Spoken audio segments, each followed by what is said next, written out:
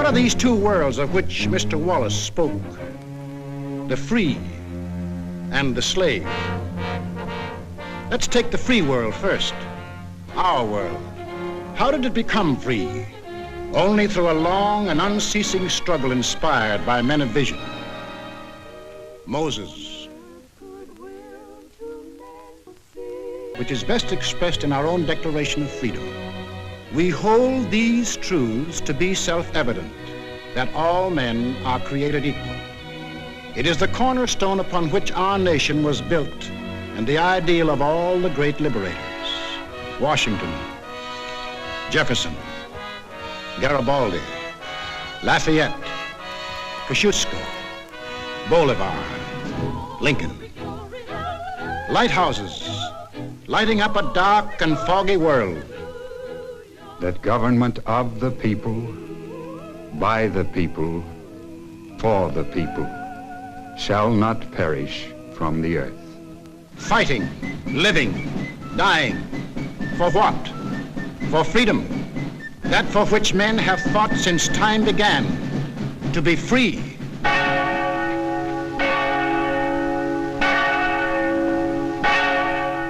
Is life so dear or peace so sweet as to be purchased at the price of chains and slavery? Forbid it, Almighty God. I know not what course others may take, but as for me, give me liberty or give me death. But what of this other world? Here men insisted that progress lay in killing freedom. Here they were putting out the lighthouses, one by one. Here the march of history was reversing itself. Each enforced its decrees by an army of secret police who held the power of life and death over every individual.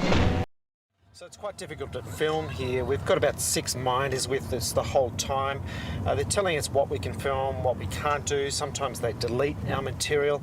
On top of that, we've got about another 8 to 10 security guards that further restrict our movements.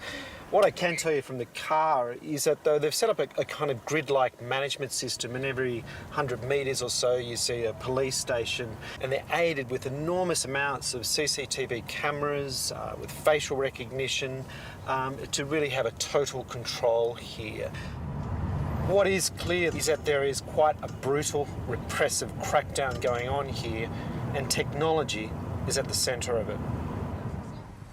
Xinjiang's take on social credit is simple and ruthless. Citizens here are not given a score. Instead, they're divided into just 3 categories: trustworthy, average, untrustworthy. If you're Han Chinese, you're deemed trustworthy and granted freedom of movement. But if you're Uyghur, you're average, with restrictions imposed on travel and religious practices. If you're a Uyghur male who breaks those restrictions, you're marked as untrustworthy and detained in what the party calls education and training centres. In August this year, the UN announced it had seen credible reports that over 1 million Uyghurs are currently held without charge in camps in Xinjiang, purely because of their ethnicity. Finally, there is only one obstacle left. Clear in my own mind, and I think I can speak for the Führer as well, that both the Catholic and Protestant churches must vanish from the life of our people. Thus spoke Dr. Alfred Rosenberg. And if you have any doubt that he spoke for his Führer, here's what happened.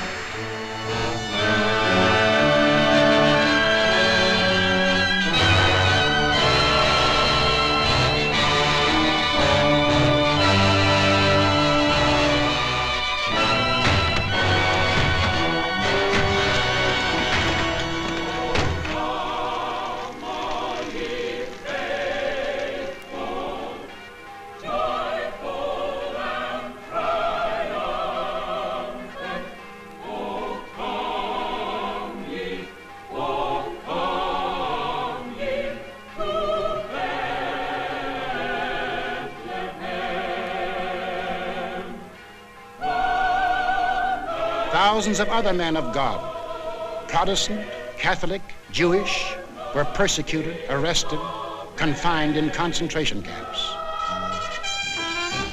Yes, take children from the faith of their fathers and teach them the state is the only church, and the head of the state is the voice of God.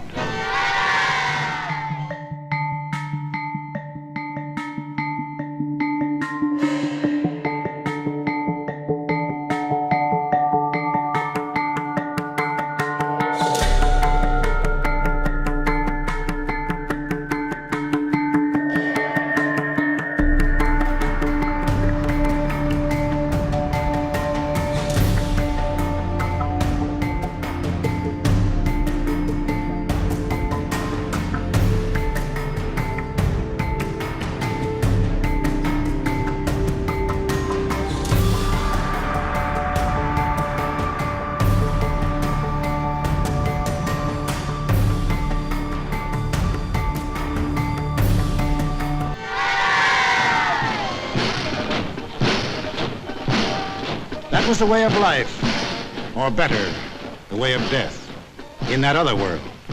Now what of our world, the democratic world? What did we want? What did we do about it? First of all, we wanted peace and security. And to prove our sincerity, in 1921, we initiated the Washington Disarmament Conference. This resulted in two vitally important treaties. One, to reduce the size of the British, Japanese, French, Italian, and American fleets. And the other, the Nine-Power Treaty, which guaranteed the integrity of China. And incidentally, one of the powers signing this was Japan. Later on, in 1929, we signed the Kellogg-Briand Pact, which was supposed to abolish war as a means of settling international disputes. This pact was signed by 47 nations, including Germany and Japan. President, I have the honor of handing you the London Naval Treaty. Faithful to our treaty obligations,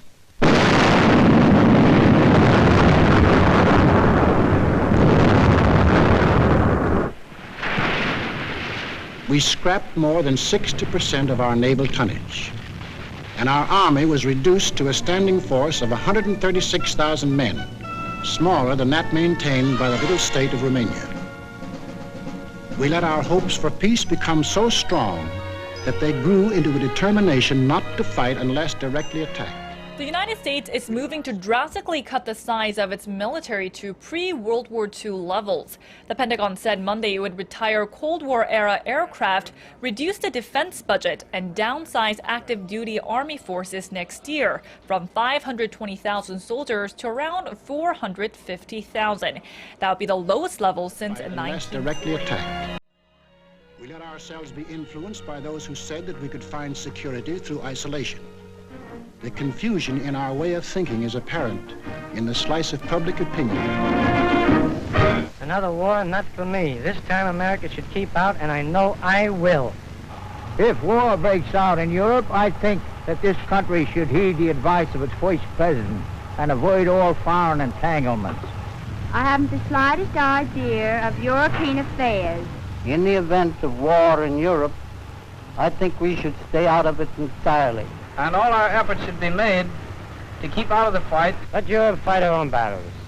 They mean nothing to us. We should mind our own business. By all means, no. Yes, fight. No. No. Yes. If my country calls, yes.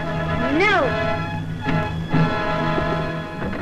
We simply did not want to understand that our individual and national problems were, and always will be, dependent upon the problems of the whole world.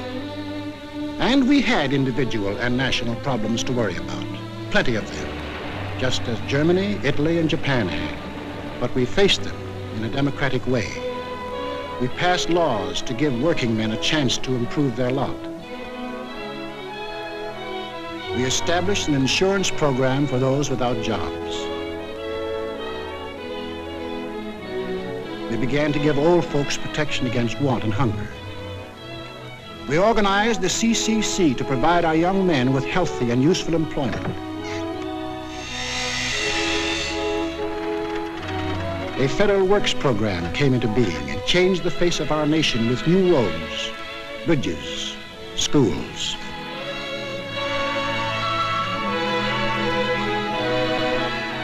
We built great new dams which brought the miracle of electricity to millions of our people. These were some of our accomplishments, but there were others not so creditable.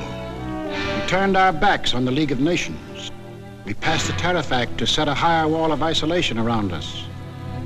We encouraged lawlessness with the farce of prohibition. But in spite of these mistakes, we never had a thought of losing our free institutions. John Q. Public still ran the country. He had his choice of voting for Dewey, Wilkie, Roosevelt, or anybody else. In Germany, they had the choice of voting for Hitler, Hitler, or Hitler.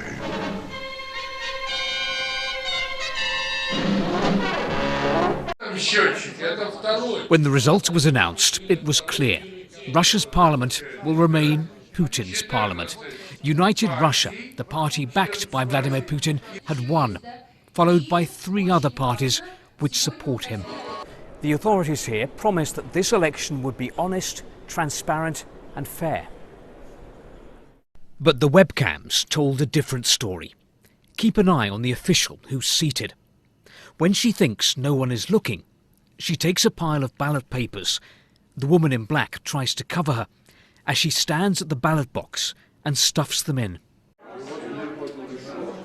At the call centre of election monitoring group Golos, the phones rang off the hook. People calling in all day to report voting fraud they'd witnessed. Books being burned in other countries, he would have laughed if anyone had told him his books would ever be burned.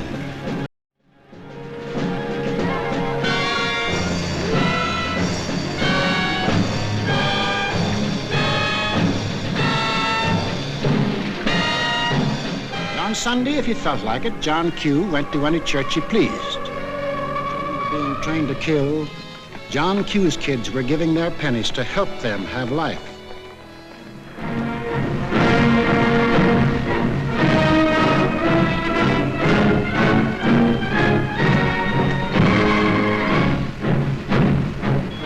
And when we saw these men in the newsreels, quite often we laughed. To us, they looked like characters in a musical comedy.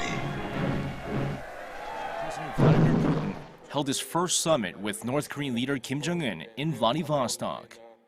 Just a day later, Putin will sit down with Chinese President Xi Jinping in Beijing.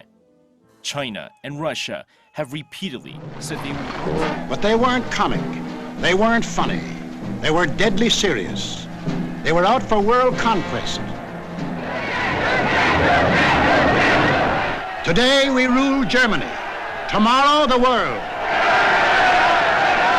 The Pacific is ours. It was inevitable that these countries should gang up on us. The little fellow is our pal, Kurosu, who smiled his way into our hearts in December 1941. Here he and his friends are busy carving up the world in advance, staking out their claims. Take a good look at these claims. Here was the Italy that Mussolini took over in 1922. And almost his first act was to tell the Italians they were the rightful owners of Corsica, Nice, Savoia, Albania, Tunisia, Ethiopia, and a land corridor linking it with Libya. Later on, he had an even bigger dream. The old Roman Empire as it existed nearly 2,000 years ago. Россия при Путине готовится к региональным войнам в Европе и хочет победить с помощью ядерных угроз. Ракетный щит вписывается в модель российской политики, которая стремится к конфронтации с Западом, разрушает международный порядок и подрывает единство Западного альянса. Правительство Москвы осознает, что в обозримом будущем не сможет одержать победу в продолжительном противостоянии с НАТО, поэтому Путин может нанести неожиданный удар до того, как альянс сможет эффективно среагировать. В качестве вероятных точек для российского нападения эксперты называют Черноморский регион, Прибалтику, Польшу и Украину. Тогда правительства европейских стран могут оказаться перед выбором или нести риски, связанные с ведением большой войны, или согласиться на радикальное изменение статуса кво. As for the Japanese, they had some ambitions too. By 1920, they had grabbed off Formosa, Korea, and the southern half of the island of Sakhalin. Then Baron Gishi Tanaka, the prime minister, carefully set down Japanese aims in a document called the Tanaka Memorial. It was presented to the Emperor July 25th, 1927.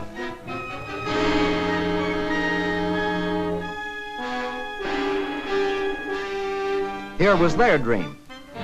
Manchuria for raw materials, China for manpower. Then a triumphant march through Indochina, Siam, Burma, India, the East Indies, and on through Australia and New Zealand. And in the north, all they claimed was that part of Russia east of Lake Baikal. That was to be the new order in Asia. But this is Iran's main tactic.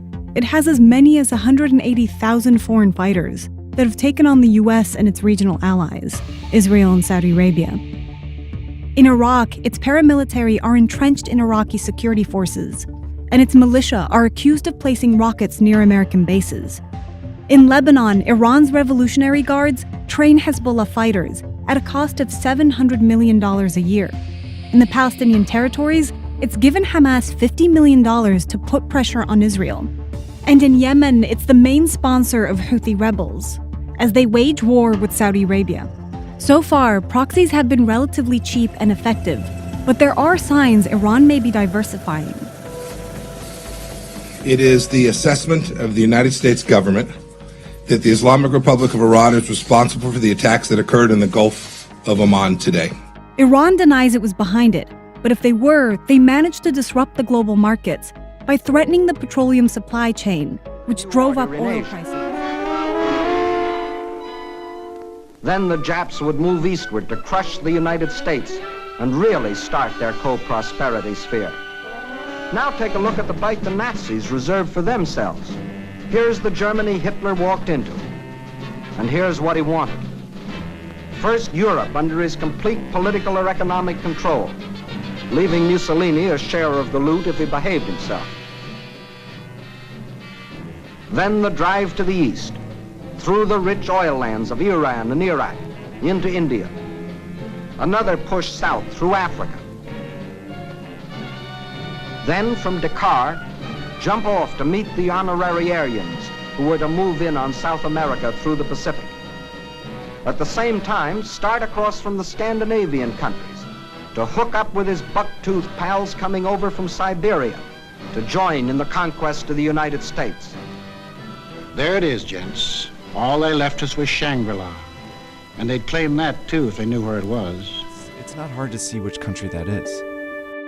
This is China's Belt and Road Initiative, the most ambitious infrastructure project in modern history that's designed to reroute global trade. And it's how China plans to become the world's next superpower. But before striking, a preliminary step was necessary. From Berlin, from Rome, from Tokyo, the campaign started. Propaganda to confuse, divide, soften up their intended victim. Put them on the defensive. Scream you're abused. Shout you're oppressed. The world's wrong, you're right. If you shriek it loud enough and often enough, they'll believe you.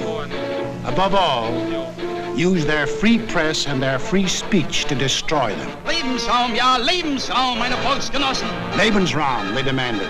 Living room.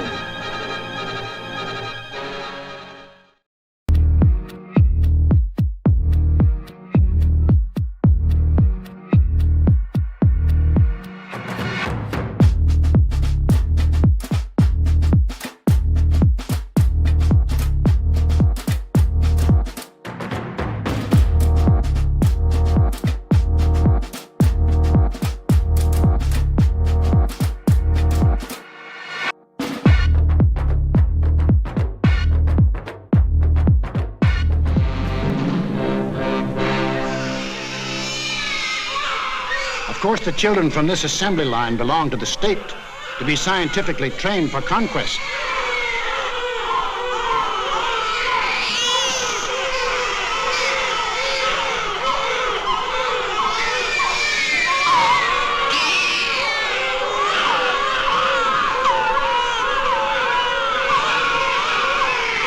Another howl was the lack of raw material.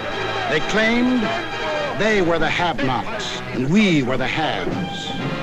But out of this supposed lack, they built up the greatest war machines the world has ever known.